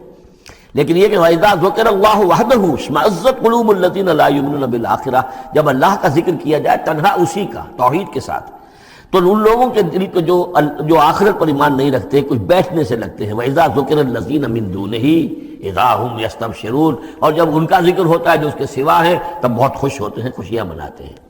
قُلِ اللَّهُمَّ فَاطِرَ السَّمَاوَاتِ وَالْأَرْضِ، کہو اے اللہ تو جو کہ تمام آسمان اور زمین کا بنانے والا ہے، عالم الغیب والشہادہ، تو جو کہ تمام غیب چھپی ہوئی چیزیں اور جو ظاہر اور سامنے کی چیزیں سب کا جاننے والا ہے. انت تحکم بین عبادک فیما کانوا فیہ یختلفون، یقیناً تو فیصلہ کرے گا اپنے بندوں کے مابین ان تمام چیزوں میں جن میں وہ اختلاف کرتے رہے تھے. وَلَوْ أَنَّ لِلَّذِينَ ظَلَمُوا مَا فِي الْأَرْضِ جَمِيعًا، اور اگر ان کافروں اور ظالموں کے پاس جو بھی کچھ زمین میں ہے ساری دولت ہوتی، وَمِثْلَهُ مَعَهُ، اور اتنی اور بھی ہوتی، لَافْتَدَوْا بِهِ مِنْ سُوءِ الْعَذَابِ يَوْمَ الْقِيَامَةِ، تو قیامت کے دن اس برے عذاب سے، عذاب کی برائی سے بچنے کے لیے وہ سارا فدیہ میں دے دیتے. یہاں تو آپ کو معلوم ہے کہ جان پر بنی ہو تو ایک گھونٹ پانی کے لیے انسان سب کچھ دینے کو تیار ہو جائے گا، بادشاہ دے دے گا. وہ تو دنیا میں دیکھا جا سکتا ہے. پیاس سے آدمی مر رہا ہو تو ایک گھونٹ پانی کے لیے وہ کیا نہیں دے دے گا. تو قیامت کے دن بھی فرمایا کہ اگر ان کے پاس پوری دنیا کی دولت ہو، اتنی ہی اور بھی ہو، تو یہ سب دے کر چاہیں گے کسی طرح اس جہنم کے عذاب سے انہیں بچا لیا جائے. ظاہر بات ہے یہ بھی بات کو واضح کرنے کے لیے نہ وہاں کسی کے پاس دولت ہوگی نہ اس کا کوئی امکان ہے، لیکن سمجھانے کے لیے وہی چیزیں جو ہماری سمجھ میں آ سکتی ہیں انہی کو اسلوب کو اختیار کیا گیا. وَبَدَا لَهُم مِّنَ اللَّهِ مَا لَمْ يَكُونُوا يَحْتَسِبُونَ، اور اس روز ان کے سامنے آ جائے گی اللہ کی طرف سے وہ چیزیں جس کا انہیں گمان بھی نہیں تھا. وہ سمجھتے تھے ایسے ہی ڈرا رہے ہیں، جیسے بچوں کو ہابو سے ڈراتے ہیں، ہوا ہے آ جائے گا، ایسے ہی یہ نبی جو ہیں یہ ذرا جہنم سے اور اس سے اور عذاب سے ڈرا رہے ہیں، حقیقت کچھ نہیں ہے. تو وہ لوگ نہیں سمجھتے تھے کہ یہ بات واقع ایسا ہی ہو جائے گا، لیکن اس روز ان کی نگاہوں کے سامنے آ جائے گا. پھر پوچھا جائے گا الیس ھذا بالحق قالوا بلا وربنا، کیا یہ حق نہیں ہے؟ کیا یہ سراب ہے؟ یہ جھوٹ موٹ کی چیز ہے یا واقعی ہے؟ وحاق بہم ما كانوا به يستهزئون، اور ان کو گھیرے میں لے لے گی یا ان پر الٹ پڑے گی وہ تمام چیز جس کا وہ مذاق اڑایا کرتے تھے۔ فَإِذَا مَسَّ الْإِنسَانَ ضُرٌّ، جب انسان کو کوئی تکلیف پہنچتی دعانا، ہمیں پکارتا ہے، دعائیں کرتا ہے۔ ثُمَّ إِذَا خَوَّلْنَاهُ نِعْمَةً مِنَّا، جب ہم اسے لپیٹ دیتے ہیں اپنی نعمت میں، قَالَ إِنَّمَا أُوتِيتُهُ عَلَىٰ عِلْمٍ، تو وہ کہتا مجھے یہ ملا ہے اپنے علم کی بنیاد پر، میری ذہانت، فطانت، میری سمجھ، میری کاریگری، میں نے بر وقت اندازہ کر لیا کہ اب کیا حالات ہونے والے ہیں، کس چیز کی ڈیمانڈ پیدا ہونے والی ہے، میں نے اس کی فیکٹری لگا لی، تو دیکھو میرے وارے نیارے، یہ ساری میری سوجھ بوجھ ہے۔ علی علم بل ہی فتنۃ، یہی مضمون بڑی وضاحت کے ساتھ آ چکا سورہ قصص میں۔ قارون کا یہی فلسفہ تھا، اوتیتہ علی علم عندی، یہ دولت جو ہے یہ میں نے اپنی ذہانت اور فطانت سے کمائی ہے۔ بل ہی فتنۃ، نہیں یہ تو تمہارے لیے فتنہ ہے، آزمائش ہے، ولکن اکثر لا یعلمون، لیکن ان کی اکثریت علم نہیں رکھتی۔ قد قالها الذین من قبلہم، پہلوں نے بھی ایسی بات کہی تھی، قارون کی طرف اشارہ ہو گیا۔ فما اغنی عنہم ما كانوا یکسبون، تو جو کچھ بھی انہوں نے کمائی کی تھی وہ انہیں بچا نہیں سکی جب اللہ نے قارون کو اور اس کے محل کو دھسا دیا اس کے خزانوں سمیت زمین کے اندر۔ فاصابہم سیئات ما کسبوا، پھر پڑ گئی ان پر، آ گئی وہی چیزیں کہ جو انہوں نے کمائی تھی، اپنی برائیاں جو کمائی تھی۔ والذین ظلموا من ہؤلاء، اور ان میں سے بھی جو لوگ اس ظلم اور کفر اور شرک کے روش اختیار کریں گے، سیصیبہم سیئات ما کسبوا، تو ان کے بھی جو کرتوتوں کی برائی ہے وہ ان کے اوپر واقع ہو کر رہے گی۔ وما ہم بمعجزین، اور وہ شکست نہیں دے سکیں گے، ہرا نہیں سکیں گے، عاجز نہیں کر سکیں گے اللہ کو۔ اولم یعلموا ان اللہ یبسط الرزق لمن یشاء ویقدر، کیا یہ جانتے نہیں کہ اللہ ہی ہے کہ جو کشادہ کر دیتا ہے رزق کو جس کے لیے چاہتا ہے، اور تنگ کر دیتا ہے جس کے لیے چاہتا ہے۔ وَيَقْدِرْ إِنَّ فِي ذَلِكَ لَآيَاتٍ لِقَوْمٍ يُؤْمِنُونَ، یقیناً اس میں نشانیاں ہیں ان لوگوں کے لیے کہ جو ماننے والے ہیں۔ قُلْ يَا عِبَادِيَ الَّذِينَ أَسْرَفُوا، اس صورت میں یہ 2 مرتبہ آیا ہے۔ قُلْ يَا عِبَادِيَ الَّذِينَ آمَنُوا پہلے آیا تھا، اور اب آیا ہے قُلْ يَا عِبَادِيَ الَّذِينَ أَسْرَفُوا عَلَىٰ أَنفُسِهِمْ، اے نبی کہیے اے میرے وہ بندو جنہوں نے اپنے اوپر ظلم کیا ہے۔ تمہاری اب تک کی غفلت کی زندگی، اگر تم نے یہ زندگی غفلت میں گزار دی ہے، اب بھی ہوش میں آ جاؤ، جنہوں نے اب تک ظلم کیا ہے اپنے اوپر۔ قل یا عبادی الذین اسرفوا علی انفسہم لا تقنطوا من رحمت اللہ، اللہ کی رحمت سے مایوس نہ ہو، ان اللہ یغفر الذنوب جمیعا، اللہ تعالیٰ سارے گناہ معاف کر دے گا، لیکن اس کی شرط ہے توبہ کرو اس کی جناب میں۔ آج توبہ کرو خلوص دل کے ساتھ، چاہے پوری زندگی 70 برس کی ہے، کتنی بھی ہے، اللہ تعالیٰ اس کے گناہوں کو صاف کر دے گا، خلوص دل کے ساتھ توبہ۔ اور توبہ کی شرط یہ ہے کہ حرام خوری چھوڑو، غلط کام چھوڑو، معصیت کو ترک کرو، اس کے بغیر توبہ نہیں ہے۔ یہ ہم پڑھ چکے ہیں سورہ الفرقان کے آخری رکوع میں، الا من تاب وآمن وعمل عملا صالحا فاولئک یبدل اللہ سیئاتہم حسنات وکان اللہ غفورا رحیما ومن تاب وعمل صالحا فانہ یتوب الی اللہ متابا۔ عمل جب تک درست نہیں ہوتا تو توبہ کیا خاک ہوئی، توبہ وہ ہے کہ عمل درست ہو جائے۔ انہو هو الغفور الرحیم، یقیناً وہ غفور الرحیم ہے۔ وانیبوا الی ربکم، اور اپنے رب کی طرف رجوع کرو، واسلموا لہ، اور اس کے فرما بردار بن جاؤ، اب بھی بن جاؤ، من قبل ان یاتیکم العذاب ثم لا تنصرون، اس سے پہلے پہلے کہ تم پر وہ عذاب آئے اور مسلط ہو جائے اور پھر تمہاری کہیں سے کوئی مدد نہیں کی جا سکے گی۔ واتبعوا احسن ما انزل الیکم، یہ اس سے پہلے بھی آیت آ چکی ہے نا، آیت نمبر 18 میں تھا، فیتبعون احسن، یہ قرآن بھی تمہیں راستہ دکھا رہا ہے، اس میں درجات ہیں، اونچے ہیں۔ السابقون الاولون من المہاجرین والانصار والذین اتبعوہم باحسان، یہ درجے تھے کہ نہیں تھے؟ درجہ شہادت ہے، درجہ صدیقیت ہے کہ نہیں ہے؟ یہ سورہ حدید میں جا کر مزید مضمون اور کھلے گا۔ تو اونچے سے اونچے درجے کی طرف چلنے کی کوشش کرو۔ واتبعوا احسن ما انزل الیکم من ربکم، اور جو کچھ تمہارے رب کی طرف سے تمہاری طرف نازل کیا گیا ہے اس میں سے جو بہترین درجے کی شے ہے اس کی پیروی کرو۔ من قبل ان یاتیکم العذاب بغتۃ، اس سے پہلے پہلے کہ عذاب تم پر اچانک آ دھمکے، وانتم لا تشعرون، اور تمہیں اس کا گمان تک نہ ہو۔ ان تقول نفس، مبادا پھر اس وقت کوئی جان یہ کہے، یا حسرت علی ما فرطت فی جنب اللہ، ہائے میری حسرت، ہائے افسوس مجھ سے جو کوتاہی ہوئی اللہ کی جناب میں، اللہ کے حقوق کو تو میں نے پہچانا ہی نہیں، اللہ کا دین مغلوب، اور میں لگا ہوا دنیا کے دھندوں میں اپنے زیادہ سے زیادہ کمانے میں اور عیش اور اپنے سٹیٹس، اور وہ سٹیٹس سمبل ہی کو معبود بنا رکھا ہے۔ اسی میں اپنا پورا تن من دھن لگا دیا ہے، جبکہ اللہ کا دین مغلوب پڑا ہوا ہے، اور میں نے اس کی کوئی محنت نہیں کی، میں نے کوئی کوشش نہیں کی۔ یا حسرتا ان تقول نفس، کہ کوئی جان کہے اس دن، یا حسرتا، ہائے افسوس، علی ما فرطت فی جنب اللہ، جو اللہ کے جناب میں، اللہ کی جانب مجھ سے جو کوتاہی ہوئی، میں نے کمی کی۔ وَإِن كُنتَ لَمِنَ الصَّاغِرِينَ، اور وہ جو کافر تھے وہ تو، میں تو رہا وَإِن كُنتُ لَمِنَ الصَّاغِرِينَ، میں تو بس مذاق ہی سمجھتا رہا، میں نے کبھی سنجیدگی سے لیا ہی نہیں بات کو۔ I never took it seriously۔ اور تقول لو ان اللہ ہدانی لکنت من المتقین، یا تم کہو کہ اگر اللہ نے ہدایت دی ہوتی تو میں بھی ہو جاتا متقی۔ گویا کہ یہاں اپنے اس چوائس کی نفی کر رہے ہو۔ اللہ نے تمہیں اشرف المخلوقات بنایا اور تمہیں اختیار دیا تھا، اما شاکرا و اما کفورا۔ او تقول حین تری العذاب، یا وہ کہے جب کہ وہ عذاب کو دیکھے، لو ان لی کرۃ فاکون من المحسنین، اگر مجھے لوٹنا نصیب ہو جائے کسی طریقے سے، ایک دفعہ اگر مجھے دوبارہ لوٹا دیا جائے، پھر تو میں محسنین میں سے ہو جاؤں گا، پھر صرف متقی نہیں، صرف مسلم نہیں، صرف مومن نہیں، محسنین پہ میں شامل ہو جاؤں گا۔ بلا، کیوں نہیں، قد جاءت کا آیاتی، آئی تھی تیرے پاس میری آیات، فکذبت بہا، تو نے ان کو جھٹلا دیا تھا، واستکبرت، اور تو نے تکبر کیا تھا، وکنت من الکافرین، اور تو نے کفر کی روش اختیار کی تھی۔ ویوم القیامت تری الذین کذبوا علی اللہ وجوہہم مسودۃ، اور قیامت کے دن تم دیکھو گے ان لوگوں کو جنہوں نے اللہ پر جھوٹ باندھا تھا کہ ان کے چہرے سیاہ ہوں گے۔ الیس فی جہنم مثوی للمتکبرین، تو کیا جہنم ہی میں ٹھکانہ نہیں ہے ایسے متکبرین کا؟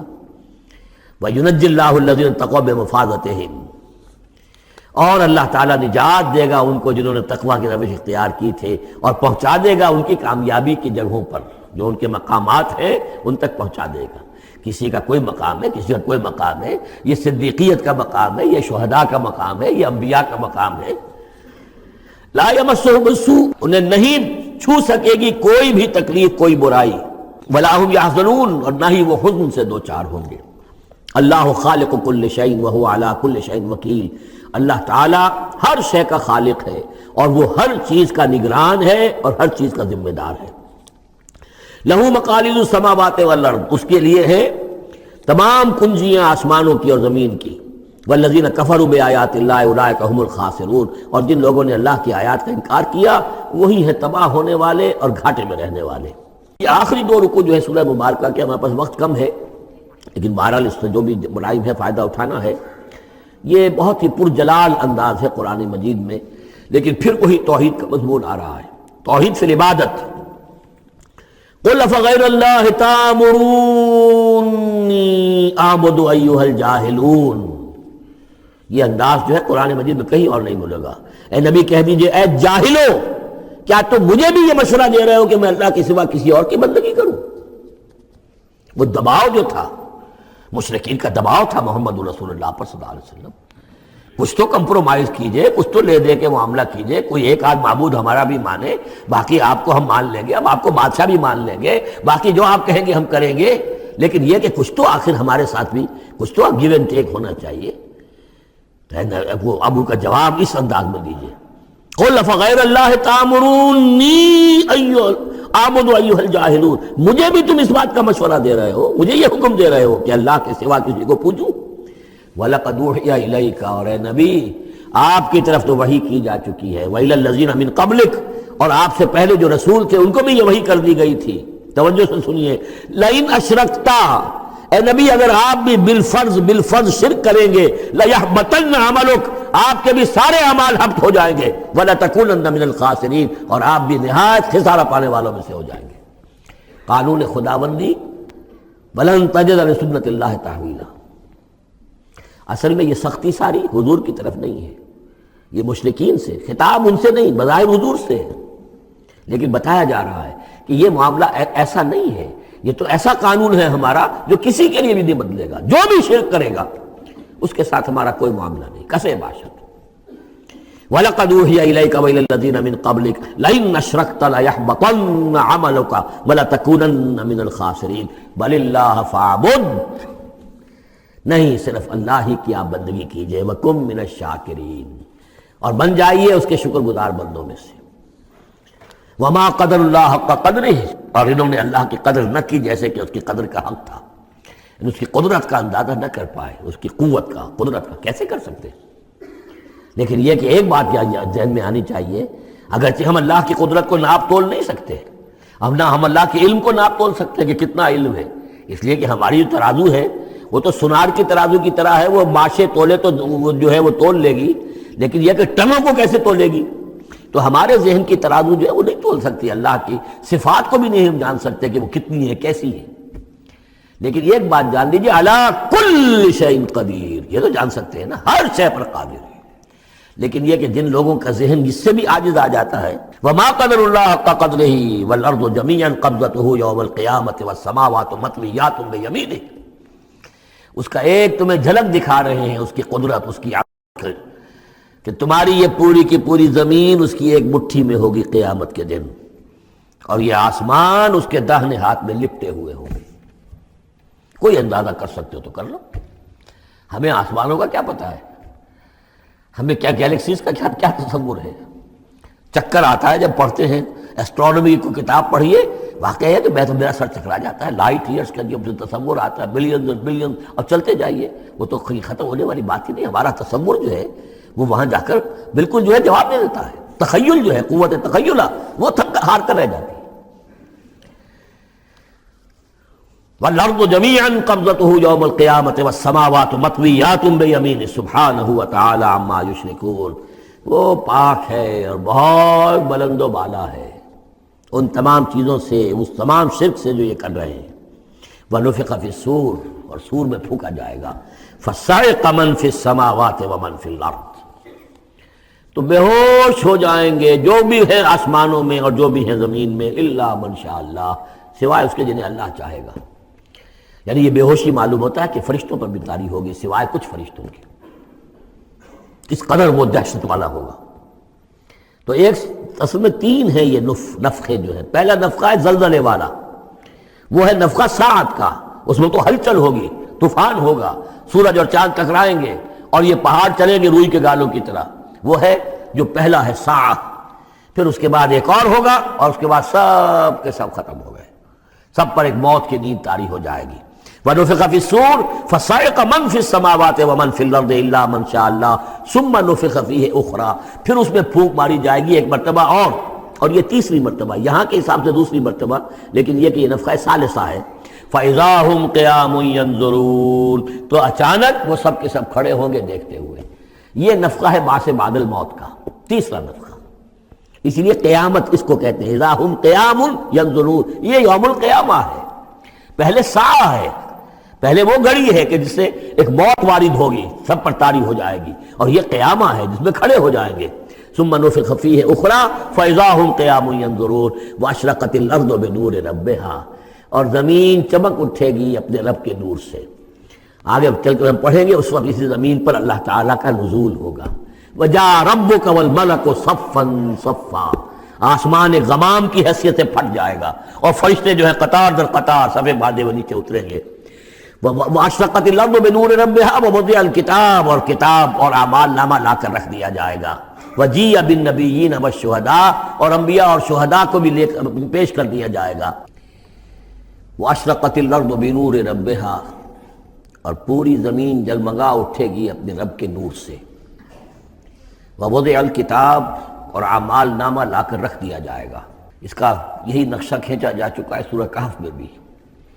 وَوُضِعَ الْكِتَابُ فَتَرَى الْمُجْرِمِينَ مُشْفِقِينَ مِمَّا فِيهِ وَيَقُولُونَ يَا وَيْلَتَنَا مَا لِهَذَا الْكِتَابِ لَا يُغَادِرُ صَغِيرَةً وَلَا كَبِيرَةً إِلَّا أَحْصَاهَا، یہاں جو ہے نقشہ اس سے اگلے کا کھینچا جا رہا ہے۔ جب وہ کتاب یا اعمال نامہ لے آیا جائے گا، وَجِيءَ بِالنَّبِيِّينَ وَالشُّهَدَاءِ، اور پھر لائے جائیں گے انبیاء اور شہید۔ یہاں شہید سے مراد کیا ہے؟ اولاً رسول، اس لیے کہ وہ گواہی دیں گے، لِيَكُونَ الرَّسُولُ شَهِيدًا عَلَيْكُمْ وَتَكُونُوا شُهَدَاءَ عَلَى النَّاسِ، لیکن بجائے رسول کے یہاں شہید کا لفظ اس لیے کہا گیا کہ نہ صرف رسول جو ہے گواہی دیں گے، بلکہ رسولوں کی طرف سے جو تبلیغ کرتے رہے وہ گواہی دیں گے۔ چنانچہ جیسے آپ کو معلوم ہے کہ حضرت ابوبکر صدیق کی دعوت پر ایمان لائے ہیں 6 عشرہ مبشرہ میں سے جو صحابہ ہیں ٹاپ کے، تو گویا کہ انہیں تبلیغ کی حضرت ابوبکر نے۔ یا حضور نے جن صحابہ کو بھیجا، جب لوگوں نے بلایا کہ کہ آپ ہمارے ہاں بھیجیے اپنے کوئی شاگرد، اپنے کوئی وہ ایمان لانے والے کہ جو ہمیں قرآن پڑھائیں۔ تو اب کون تھے وہاں گئے؟ جو اصحاب صفہ میں سے آپ نے بھیج دیا، اب انہوں نے جا کر تبلیغ کی۔ تو یہ گویا کہ حضور کے آن بہاف آف محمد صلی اللہ علیہ وسلم وہ تبلیغ کر رہے ہیں۔ تو ان قبیلوں کو جنہیں انہوں نے تبلیغ کی گواہی دینے کے لیے وہ کھڑے ہوں گے کہ اللہ تیرے دین کا جو پیغام تیرے نبی محمد کے ذریعے سے، تیرے رسول محمد کے ذریعے سے صلی اللہ علیہ وسلم ہم تک پہنچا تھا، ہم نے ان تک پہنچا دیا تھا۔ اسی طریقے سے پوری امت کی ذمہ داری ہوگی کہ وہ گواہی دے کہ پوری نوع انسانی کو ہم نے، اے اللہ تیرے نبی کا جو دین ہمیں ملا تھا، جو ہمیں وراثتاً پہنچا تھا، وہ ہم نے پوری نوع انسانی تک پہنچایا تھا۔ اور اگر ہم نہ دے سکیں یہ گواہی تو پوری دنیا کی ضلالت اور گمراہی کا وبال ہمارے گردن پر آئے گا۔ ہم گواہی دے دیں، تبلیغ کا حق ادا کر دیں، پھر وہ رسپانسبل ہے۔ ہم نہیں کرتے تو پہلے ہم مجرم ہیں۔ وَجِیءَ بِالنَّبِیِّینَ وَالشُّہَدَاء، اور لے آئے جائیں گے انبیاء اور گواہ، وَقُضِیَ بَینَہُم بِالْحَقِّ، اور پھر ان کے مابین فیصلہ کر دیا جائے گا حق کے ساتھ، وَہُم لَا یُظْلَمُونَ، اور کسی پر ظلم نہیں ہوگا، کسی پر کوتاہی، کسی کی حق تلفی نہیں ہوگی۔ وَوُفِّیَتْ كُلُّ نَفْسٍ مَّا عَمِلَتْ، اور پورا دے دیا جائے گا ہر جان کو جو کچھ کہ اس نے عمل کیا تھا۔ وَهُوَ أَعْلَمُ بِمَا يَفْعَلُونَ، اور اللہ خوب جانتا ہے جو کچھ کہ یہ فعل کر رہے ہیں، جو عمل کر رہے ہیں۔ اب جو آخری سین ہوگا کہ یہ جاء ربک والملک صفا صفا، یہ زمین چٹیل کر دی جائے گی، نہ پہاڑ رہے گا، کھینچ دیا جائے گا۔ وَإِذَا الْأَرْضُ مُدَّتْ، اور یہیں پر جو ہے اللہ تعالیٰ کا نزول ہوگا، اور پھر یہیں پر فرشتے آئیں گے، اور یہیں حساب کتاب ہو جائے گا۔ اب فیصلے ہو گئے ہیں کہ جہنمی جہنم کی طرف جائیں گے اور جنتی جنت کی طرف لے جائیں گے۔ وہ نقشہ کھینچا جا رہا ہے بڑے پرجلال انداز میں۔ یہ خاص مقام ہے قرآن مجید کا۔ وَسِیقَ الَّذِینَ كَفَرُوا إِلَىٰ جَهَنَّمَ زُمَرًا، اور ہانک کر لے جائیں گے کافر جہنم کی طرف، گروہ در گروہ، ایک امت کے بعد دوسری امت، دوسری امت کے بعد تیسری امت، چلے آ رہے ہیں، اپنے لیڈر آگے ان کے چلے آ رہے ہیں۔ جیسے ایک نقشہ کھنچ چکا ہے سورہ یونس میں کہ یہ فرعون جو ہے وہ اپنی قوم کے آگے چلتا ہوا آئے گا، اور وہ اپنی قوم کو لے جا کر جہنم کے گھاٹ پر اتار دے، فَأَوْرَدَهُمْ عَلَى النَّارِ، پہنچا دے گا جہنم کے گھاٹ پر۔ وَسِیقَ الَّذِینَ كَفَرُوا إِلَىٰ جَهَنَّمَ زُمَرًا حَتَّىٰ إِذَا جَاءُوهَا فُتِحَتْ أَبْوَابُهَا، یہاں تک کہ جب وہ وہاں پہنچ جائیں گے جہنم پر، پھر اس کے دروازے کھولے جائیں گے۔ إِذَا جَاءُوهَا فُتِحَتْ أَبْوَابُهَا، جیسے جیل کا معاملہ ہوتا ہے کہ اس کے دروازے کھلے نہیں ہوتے، بند ہوتے ہیں، البتہ جب قیدی آتے ہیں داخل ہونے کے لیے پھر دروازے کھلتے ہیں۔ وَقَالَ لَهُمْ خَزَنَتُهَا، اس جہنم کے جو داروغہ ہوں گے، جو وہاں پر فرشتے مامور ہوں گے، وہ کہیں گے ان سے أَلَمْ يَأْتِكُمْ رُسُلٌ مِّنكُمْ، کیا تمہارے پاس تم ہی میں سے رسول نہیں آئے تھے؟ یتلون علیکم آیات ربکم، تلاوت کرتے تھے تم پر اور سناتے تھے تمہیں تمہارے رب کی آیات، وینذرونکم لقاء یومکم ھذا، اور تمہیں خبردار کرتے تھے تمہاری آج کے دن کی اس ملاقات سے۔ قالوا بلا، وہ کہیں گے کیوں نہیں، آئے تھے، ولیکن حقت کلمۃ العذاب علی الکافرین، لیکن یہ کہ یہ کافروں پر تو اللہ تعالیٰ کے عذاب کا حکم جو ہے وہ ثابت ہو کر رہا، یعنی انہوں نے انکار کیا، رد کیا، انہوں نے پہنچانے کا حق ادا کر دیا، انہوں نے کفر پر اڑے رہنے کا حق ادا کر دیا۔ نتیجہ یہ ہے کہ اب یہ مستحق ہو چکے ہیں عذاب کے۔ قیل ادخلوا ابواب جہنم خالدین فیہا، کہہ دیا جائے گا ان سے اچھا داخل ہو جاؤ اب ان جہنم کے دروازوں میں، ہمیشہ یہاں رہنے کے لیے۔ فبئس مثوى المتکبرین، تو بہت برا ہے یہ ٹھکانہ متکبرین کا، دنیا میں تم بڑی اکڑ خوریاں کرتے رہے، اب جو ہے یہاں پر تمہارے لیے یہ انجام ہے۔ اس کے برعکس وسیق الذین اتقوا ربهم الى الجنۃ زمرا، اور جو لوگ کہ اپنے رب کا تقوی اختیار کیے رہے تھے دنیا میں، انہیں لے جایا جائے گا گروہ در گروہ، جماعت در جماعت جنت کی طرف۔ حتیٰ اذا جاؤها وفتحت ابوابها، یہاں یہ واو جو ہے یہ بہت معنی خیز ہے، یہاں تک کہ جب وہ وہاں پہنچیں گے اور اس کے دروازے کھلے ہوں گے، پہلے ہی سے کھلے ہوں گے۔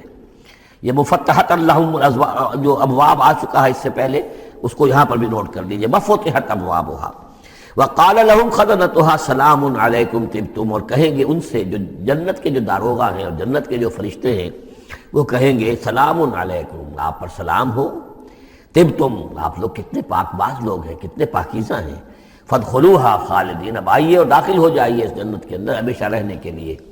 وقالوا الحمد للہ الذی صدقنا وعدہ، اب وہ حمد کا ترانہ جو ہے ان کی زبانوں پر آ جائے گا جنت میں داخل ہونے والوں کی۔